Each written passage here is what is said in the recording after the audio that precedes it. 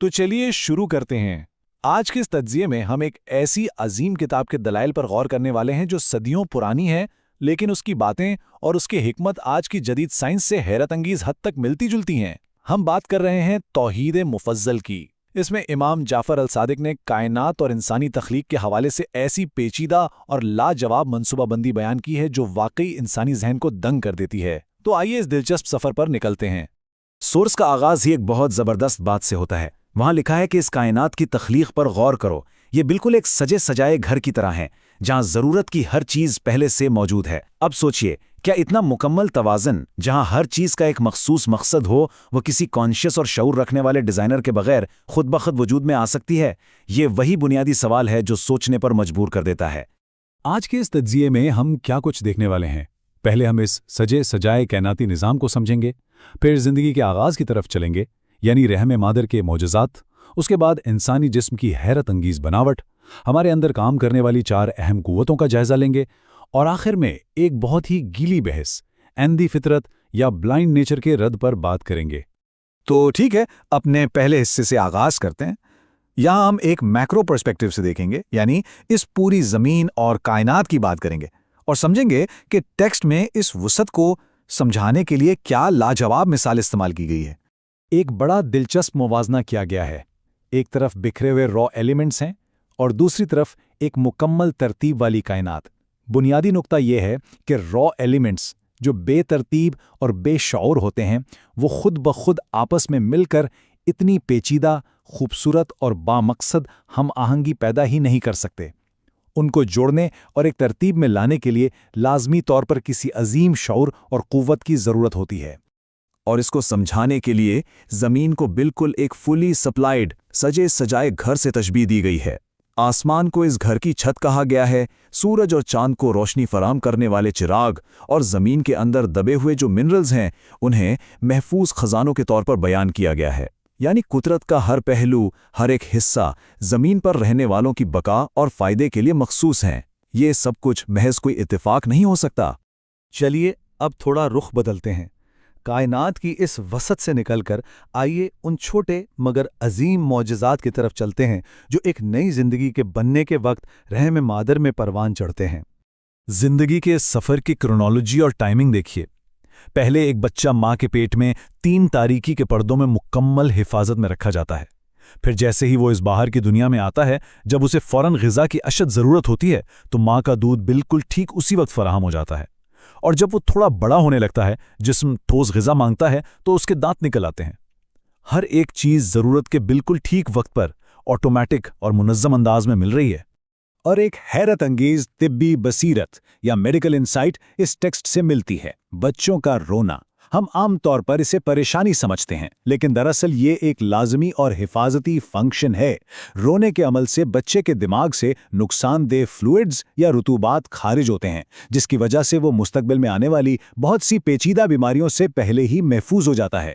بظاہر منفی لگنے والی اس عادت کا بھی دیکھیے کتنا سٹیک اور فائدہ مند مقصد ہے۔ آئیے اب اندرونی نظام سے نکل کر فزیکل انیٹمی اور بائیو میکینکس کو سمجھتے ہیں۔ جسم کے مختلف اعضاء کی جو میکینیکل اور سٹرکچر ڈیزائن ہیں وہ اپنے آپ میں کسی معجزے سے کم نہیں۔ اگر ہم صرف انسانی ہاتھ کو ہی دیکھ لیں تو اس کی جو بائیو میکینکس ہیں اور جو اسے آزادی سے حرکت کرنے کی صلاحیت دی گئی ہے وہ واقعی حیران کن ہے۔ ایک عظیم سوال اٹھتا ہے کہ کیا اتنی مخصوص افادیت، اتنا ٹھیک کنٹرول کسی ارادے یا منصوبہ بندی کے بغیر وجود میں آ سکتا ہے؟ یہ جو فریڈم آف موومنٹ کی بات ہوئی ہے یہ کوئی معمولی چیز نہیں، یہ ایک انتہائی پیچیدہ نظام ہے جس میں آپ کے جوڑ، آپ کے پٹھے یا مسلز، ٹینڈنز اور لیگامنٹس بالکل ایک الیکٹرو میکینیکل سسٹم کی طرح آپس میں جڑے ہوئے ہیں۔ یہ سب مل کر ہر وقت انتہائی بروقت اور درست کنٹرول فراہم کرتے ہیں۔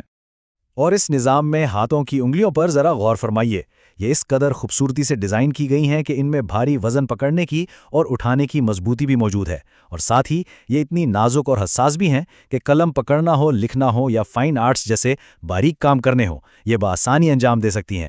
انسانی ہاتھ کی یہ مختلف کام کرنے کی دو رخی صلاحیت ایک عظیم انٹیلیجنٹ ڈیزائن کا بہت کھلا ثبوت ہے۔ ظاہری اعضاء تو ہم نے دیکھ لیے، آئیے اب اندر چلتے ہیں۔ اس چوتھے حصے میں ہم ان پوشیدہ اور اندیکھی فزیولوجیکل قوتوں کا ذکر کریں گے جو ہماری زندگی کے انجن کو مسلسل چلاتی رہتی ہیں۔ जिंदगी को क़याम रखने के लिए टेक्स्ट में 4 बुनियादी और ऑटोमेटिक कुव्वतों का हवाला दिया गया है। पहली कुव्वत जाज़िबा है, जो भूख के वक्त जिस्म को खुराक लेने पर आमादा करती है। दूसरी कुव्वत मासिका है, जो खुराक को ठीक वक्त तक जिस्म में रोकती है। तीसरी कुव्वत हाजिमा है, जो उसे प्रोसेस और हजम करती है।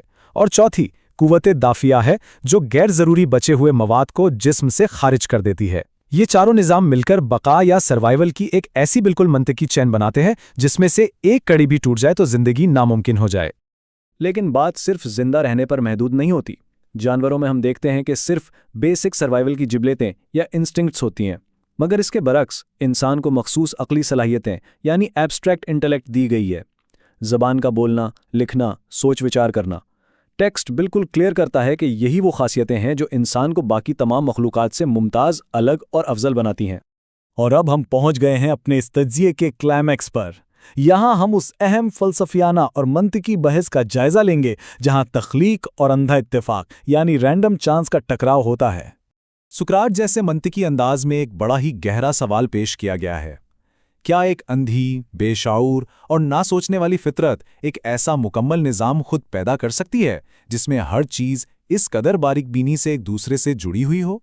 अब तक जो कुछ हमने इस कायनात और इंसानी एनाटमी के बारे में देखा है, उसे जहन में रखते हुए इस सवाल का जवाब ढूंढना वाकई दिलचस्प हो जाता है। असल में ये उस डायलेक्टिक डिबेट या टकराव की बात है जिसे टेक्स्ट में अंधी फितरत या मादे फितरत के रद में लाया गया है। हम दोनों रुख देख रहे हैं।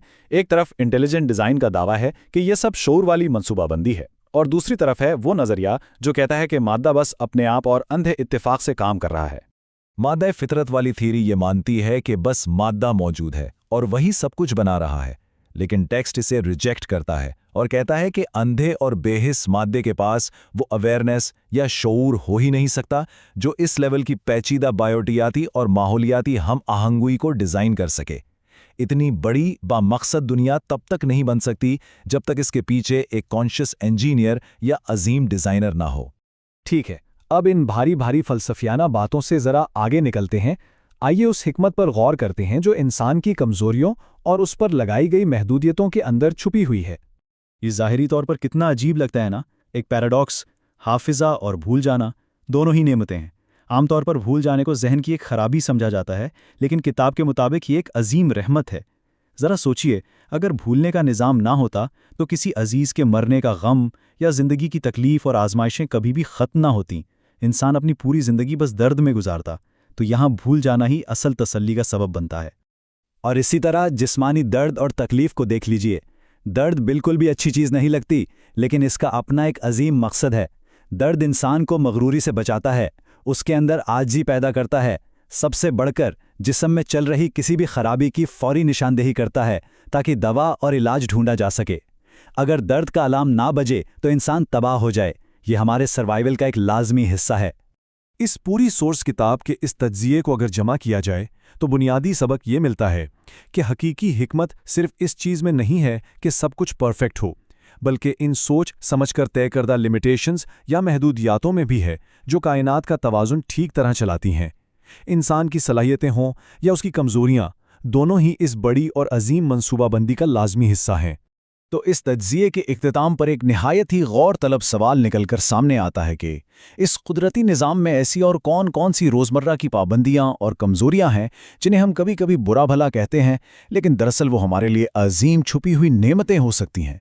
ये वाकई एक ऐसी फ़िक्र है जो हमें मजबूर करती है कि हम अपने इर्द गिर्द इस पूरी कायनात को एक बिल्कुल नए, तजस्सुस और हैरत भरे ज़ाविये से देखें। उम्मीद है इस तज्ज़िये से आपको भी ज़िंदगी के इस पेचीदा और खूबसूरत निज़ाम को समझने का एक नया नज़रिया ज़रूर मिला होगा।